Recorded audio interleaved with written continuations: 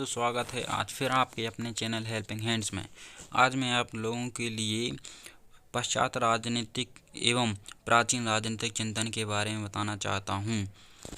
आइए तो शुरू करते हैं बिना देरी करते हुए। राजनीतिक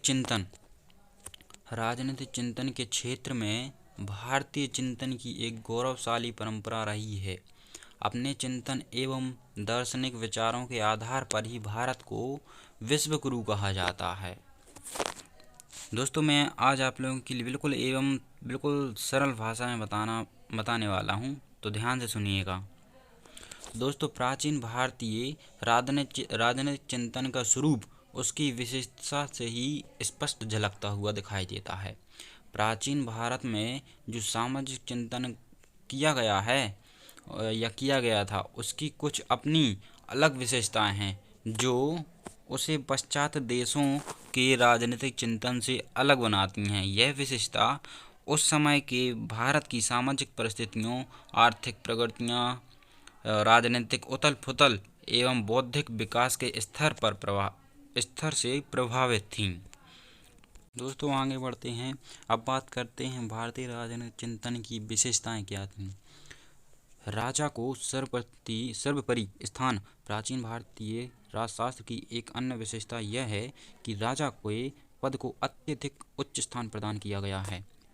प्राय सभी चिंतकों ने राजपद को देवी माना है और राजा के देवी गुणों का समावेश किया है। एक प्रकार से राजा का सार ही राजा होता है। कौटिल्य ने राजा और राजा के बीच कोई अंतर नहीं किया है। तो दोस्तों, भारतीय राजनीतिक चिंतन में डॉक्टर ओम नागपाल के अनुसार देखते हैं। इन्होंने प्लेटो और अरस्तु से शताब्दियों पहले ही भारत में राजनीति शास्त्र पर पर्याप्त लिखा जा चुका था। अरस्तु के समकालीन कौटिल्य के, जिसे व्यवहारिक राजनीति का पिता कहा जाता है, विचार इस बात से साक्षी है कि ज्ञान विज्ञान के क्षेत्र में भारत कहीं भी से पीछे नहीं था।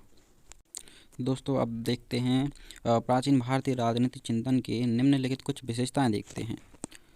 तो पहली जो विशेषता दिख रही है हम लोगों को दोस्तों, तो आध्यात्मिक की ओर झुकाव। आध्यात्मिक की ओर भारत को एक आध्यात्मिक देश कहा जाता है। चूँकि भारत का झुकाव प्रारंभ से ही आध्यात्मिकता की ओर रहा है।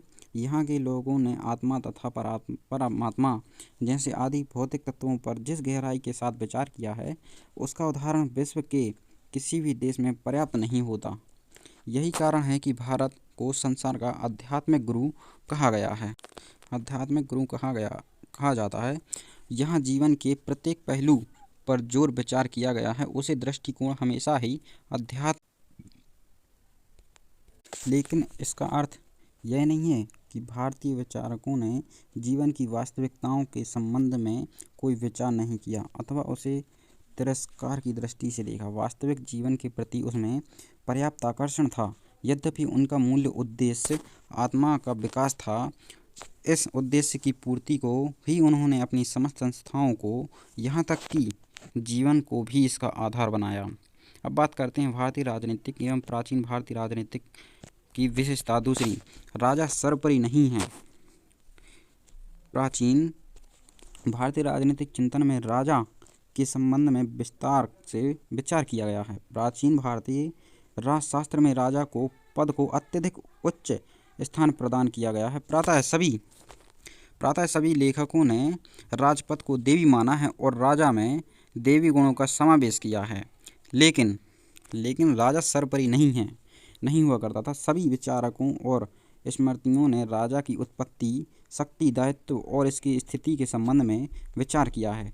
प्रजा को राजज्ञ मानने के संबंध में भी विचार किया गया है। राजज्ञ का औचित्य और किस सीमा तक प्रजा को राजज्ञ मानी चाहिए तथा कब राजज्ञ की स्वीकार करने से मना करना चाहिए, इन सभी प्रश्नों पर भी विचार किया गया। इस प्रकार स्पष्ट होता है कि राजा का स्थान बहुत महत्वपूर्ण होता है, लेकिन राजा ही सर्वोपरि नहीं होता। राजा को अत्यधिक ऊंचा स्थान देते हुए भी उसे निरंकुशता की स्थिति प्रदान नहीं की जा सकती। राजा पर प्रमुख रूप से धर्म का प्रतिबंध होता है और वह मंत्रिपरिषद की सलाह लेने के लिए भी बाध्य होता है। अब तीसरी विशेषता की ओर बढ़ते हैं। राजनीति धर्म का समन्वय। राजनीति धर्म का समन्वय। भारतीय प्रशासन परंपरा में धर्म तथा राजनीति का पारस्परिक संबंध समय समय पर बदलता रहता है। कभी धर्म राजनीति के अधीन तो कभी राजनीति धर्म के अधीन रही।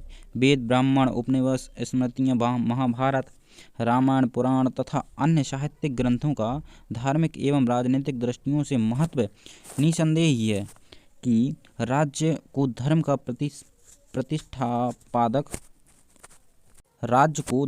प्रतिष्ठापक तथा मापदंड माना गया है।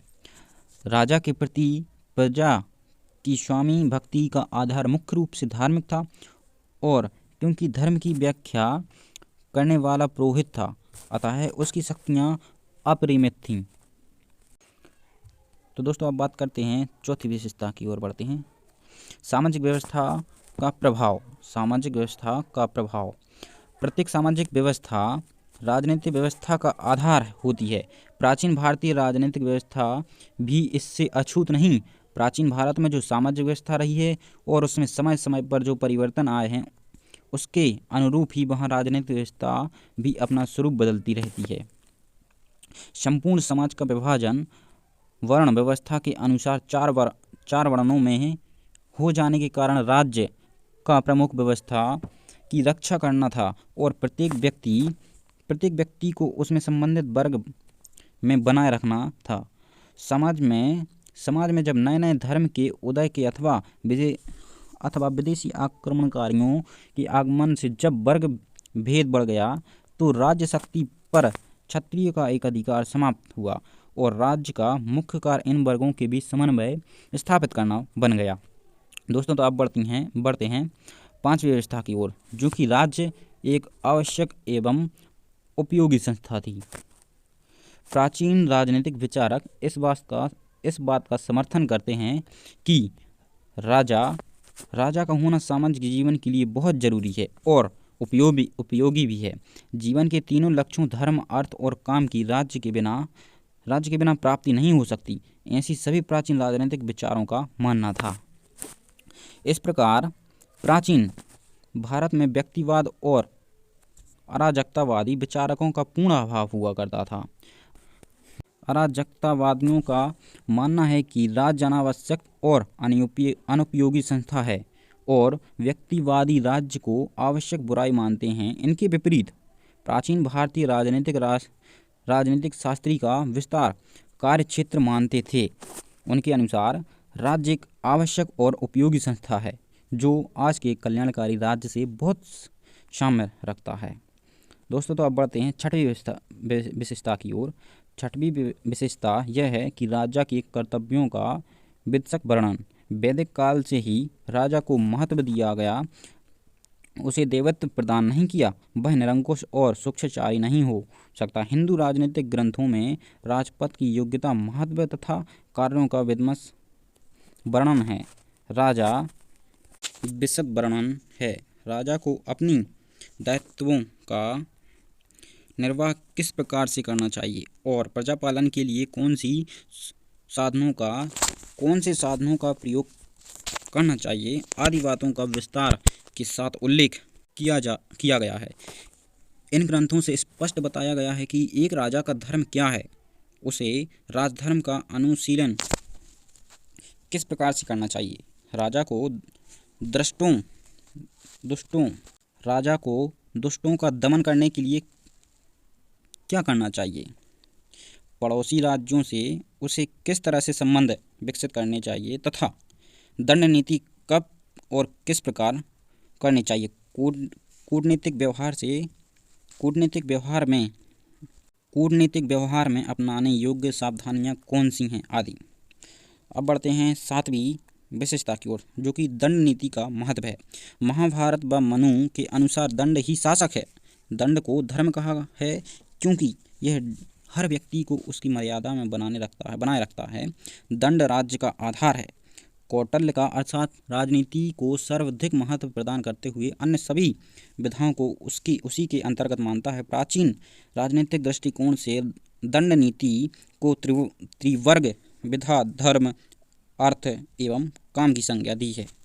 दोस्तों तो आप देखते हैं पश्चात राजनीतिक चिंतन का वर्णन संविधान के अनुसार भारत एक प्रधान समाजवादी धर्मनिरपेक्ष लोकतांत्रिक राज्य जहां पर विधेयिका जनता के द्वारा चुनी जाती है। अमेरिका की तरह भारत में भी संयुक्त सरकार होती है, लेकिन भारत में केंद्र सरकार राज्य सरकारों की तुलना में अधिक शक्तिशाली जो ब्रिटेन की संस्थीय प्रणाली पर आधारित है। तो दोस्तों आज का यह टॉपिक यहीं पर ख़त्म होता है, पश्चात राजनीतिक चिंतन। और आपको हमारी वीडियो पसंद आई हो तो लाइक कीजिए, शेयर कीजिए और सब्सक्राइब करना मत भूलिएगा।